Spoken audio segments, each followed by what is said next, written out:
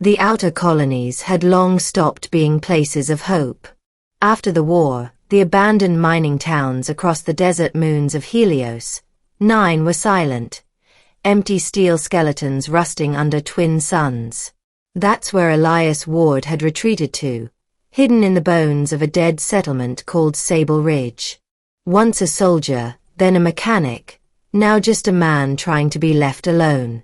The only visitors he got were storms and the occasional automated supply drop.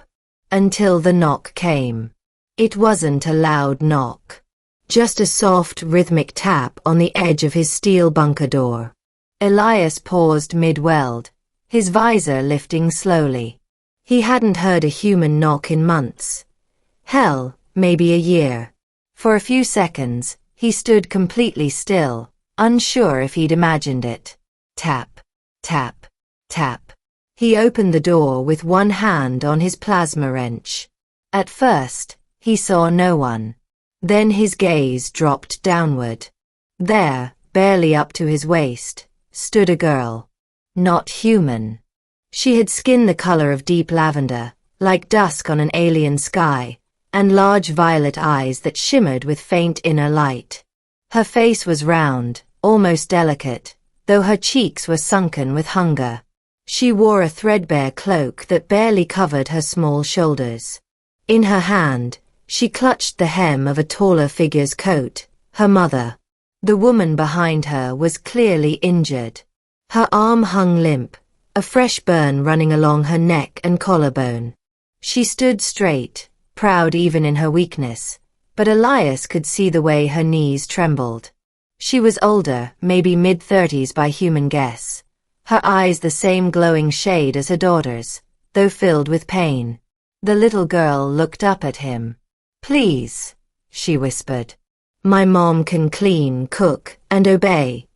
Just give us shelter." Elias blinked. The words struck him like a blow.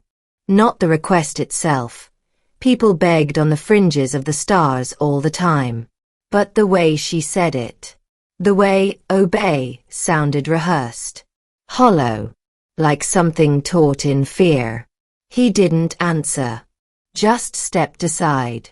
The girl's eyes widened, surprised, and she tugged her mother's hand. They stepped in quickly, gratefully. Elias sealed the door behind them. He didn't ask questions at first. He gave them water, heat, a place to sit. The girl devoured a protein ration bar like she hadn't eaten in days. Her mother refused the first offer, then the second. It was only on the third that she accepted with a silent nod and trembling hands. That night, Elias gave them the old cot he hadn't used in months. He slept on a makeshift pad in the repair bay. The lights stayed on low. The silence was thick. In the morning, the woman was up before him. She was cleaning. Not just sweeping or tidying. She had rearranged the entire back corner, organized his tools, scrubbed the utility sink until it gleamed. She worked with quiet precision, as though it was expected of her. As if failing to do it meant danger. "You don't have to do that," Elias said, stepping into the room. She froze. "My daughter said," she began, but he held up a hand. "You're not servants," he said. "This is my home. You're guests." She didn't seem to understand. Not fully. Still, she nodded. "Thank you. My name is Velia. My daughter's name is Sarah." "I'm Elias." Sarah peeked out from behind the storage locker. "Hi, Elias." He smiled. "Hi." Over the following days, Velia and Sarah settled in like dust finding cracks in stone, quietly, gently. Elias never asked where they came from. But the signs were there. The burn on Velia's neck was from a shock collar. Sarah had nightmares almost every night. Velia flinched when Elias raised his voice at a faulty machine, even though he wasn't angry at her. One night, he found her sitting in the dark, holding a broken spoon and staring at it like it was a puzzle she couldn't solve. "You were in a labor camp," he said gently.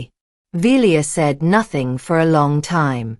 Then, quietly, "Yes."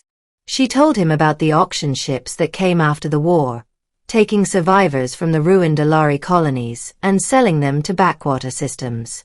She had been bought and sold 3 times, forced to work in kitchens, in factories, in mines. When Syrah was born, she was hidden, protected, until she couldn't be anymore. "We escaped during a raid," Velia said. "She ran. I followed. And you ended up here." She nodded. "I thought we'd die in the desert." "You almost did." Elias hadn't planned to keep them. He'd helped people before. Gave them food, directions, spare parts. But this was different. They didn't leave. And he didn't ask them to.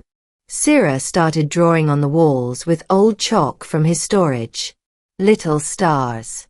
Flowers. Once, a picture of all 3 of them standing under a sky with 2 suns. Velia learned to help with mechanical work. She wasn't strong, but she was precise. Careful. She could strip wires faster than Elias now. She smiled more. Not often, but when she did, it made the whole place feel warmer. Elias found himself cooking for 3, fixing Syrah's makeshift toys, listening to Velia hum soft alien lullabies at night. He stopped waiting for them to leave. One evening, as a mild storm swept through the canyons outside, Elias sat with Velia by the fire pit. Syrah was asleep, curled up under a thermal blanket with her chalk in hand. Velia looked over at him. "You saved us." He shook his head.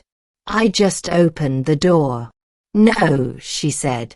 "You gave us something I thought I'd never feel again." He met her eyes. "What's that?" "Safety." He looked away for a moment, then back. "You're not property, Velia. You're not here because you obey. You're here because you belong." Her lips trembled. She looked like she wanted to speak but couldn't. So instead, she reached out and took his hand. The next week, a patrol drone passed overhead. Elias saw it first. Just a flicker in the sky. Nothing official came this far out, which meant only one thing: bounty seekers or slavers. He buried the transmitter, shielded the bunker, pulled out the old rifle he hadn't touched in years. Velia didn't panic. "I'll run," she said. "Take Syrah and go. You don't need to get involved." "You're not running," he said. "Not again." She stared at him. "Why? Why risk your life for us?" "Because no child should grow up believing her only worth is what she can offer a stranger. And no woman should have to teach her daughter that." That night, the patrol never came. The signal drifted past, just a rogue scavenger, nothing more. But everything changed anyway. Because after that night, Velia kissed him. And Syrah called him Papa for the first time. Months passed. Then a year. Elias rebuilt the outer defenses. The place became a home. Syrah had her own room. Velia grew plants in an old hydro tray. Elias even took on new work, repairing bots and ships for travelers who heard of the quiet man who fixed things without questions. Some came. Some stared at the alien woman and her child. Some whispered. Elias didn't care. "She's my wife," he would say. "And the girl is our daughter. You don't like that, find someone else." The whispers stopped. One day, Syrah came home from the nearby canyon where she liked to hunt rocks and flowers. She held out a shiny fragment to Elias. "For you." "What is it?" he asked. "A piece of the old sky. So you remember." "Remember what?" She smiled. That you gave us a place to live. A place to be alive. He took the shard, placed it on the mantel, looked over at Velia as she prepared dinner. He still didn't understand why he'd opened the door that day, but he knew he would never close it again.